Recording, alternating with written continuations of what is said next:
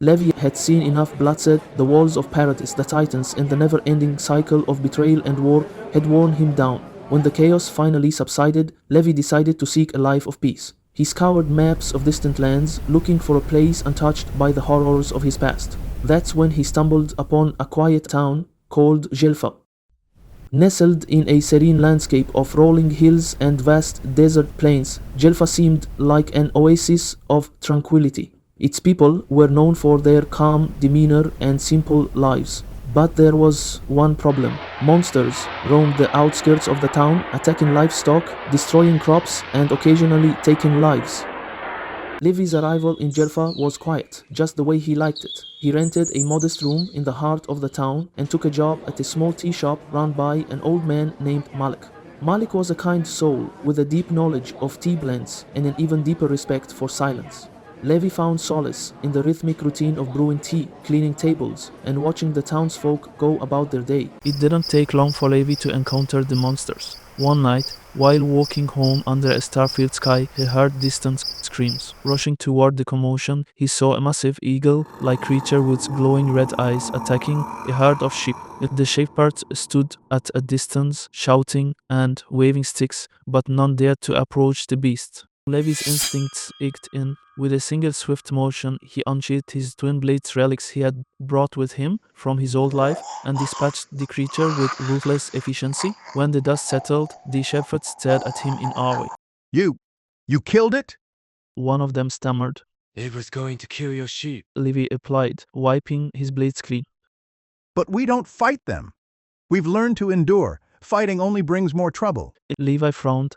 Endurance without action is just surrender. The next day, word of Levi's actions spread through djelfan. Some praised him as a hero, while others viewed him with suspicion. Malik, however, was supportive. And perhaps the town needs someone like you, he said, pouring Levi a cup of mint tea. We've lived with these creatures for generations, but maybe it's time for change. Levi decided to take matters into his own hands. He began training the townsfolk in secret, starting with the young shepherds who had witnessed his fight. He taught them the basics of combat, how to hold a weapon, how to read an opponent's movements, and, most importantly, how to face their fear. At first, the townspeople were reluctant. Many believed that fighting the monsters would only anger them further.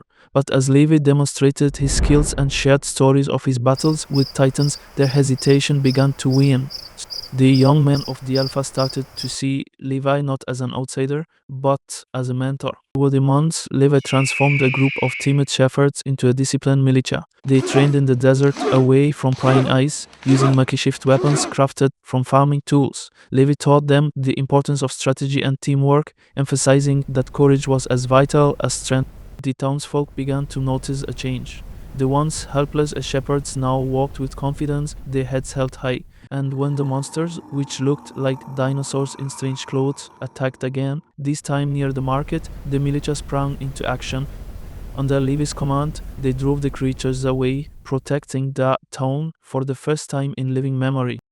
Levi's efforts didn't stop with combat training. He also taught the people of djelfan how to fortify their homes, set traps, and work together to defend their town. Slowly but surely, the monsters became less of a threat.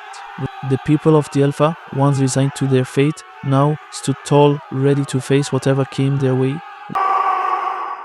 Levi found a sense of fulfillment he hadn't felt in years. For the first time, he wasn't just fighting to survive, he was fighting to build something lasting. djelfan became a beacon of hope, a testament to the power of resilience and action. Years passed, and Levi's presence became an integral part of djelfan's identity. The tea shop thrived, serving as a gathering place for the townsfolk to share stories and plans. Malik often joked that Levi's stern demeanor was the secret ingredient that made the tea taste better.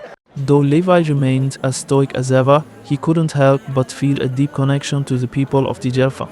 They had given him a second chance at life, a chance to make a difference without the weight of the past dragging him down. And so, the quiet warrior found peace in a town that had once known only fear, leaving behind a legacy of courage and strength that would endure for generations.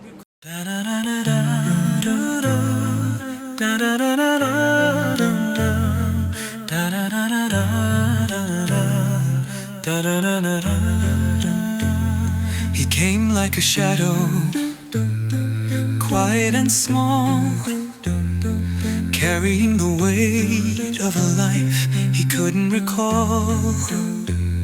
1,000 battles etched in his eyes, but in this quiet town the fire began to rise. The walls of his heart were built so high, a fortress of silence against the sky.